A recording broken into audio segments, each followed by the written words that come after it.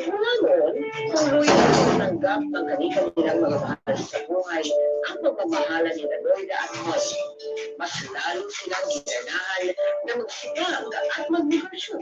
Subukan nilang magbenta ng fried noodles sa simbahan at sa mga bazaar. Sa kabutihan, ito hanggang sa tuluyang lumago ang kanilang food business. At ito mga nakaraang buwan, naging viral din ang kanilang kakaibang love story sa social media, kung saan marami ang kinilig at na-inspire sa kanilang pagmamahalan na nabuo sa loob ng kulungan. Nakinig ko kayo TV, sila pa sila sa kayo ha. Hindi mo pinipili na yung love story niyo. Bakit na bagay sa iman? Di ba? Pero ito sarap ang nasa orga.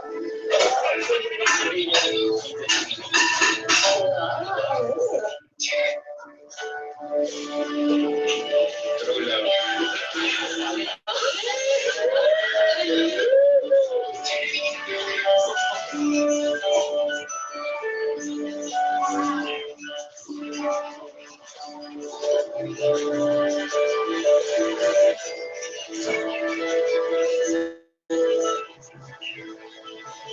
Ano niyo lang naitutulong ninyo? Anal sa kwento.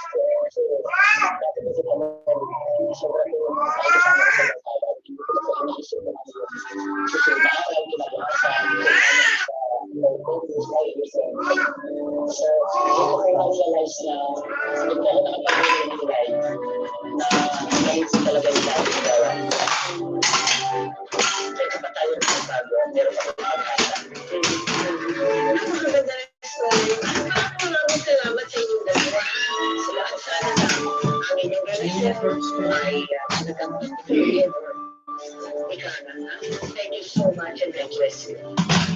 Sa totoong kwentong ating napanood, natutunan natin na sila man ay nabilanggo dahil sila noon ay nanegosyo na. Natutunan nila na dapat manatili sa atin ang pananampalataya, ang pag-asa at kahalagaan ng pagbabagong buhay.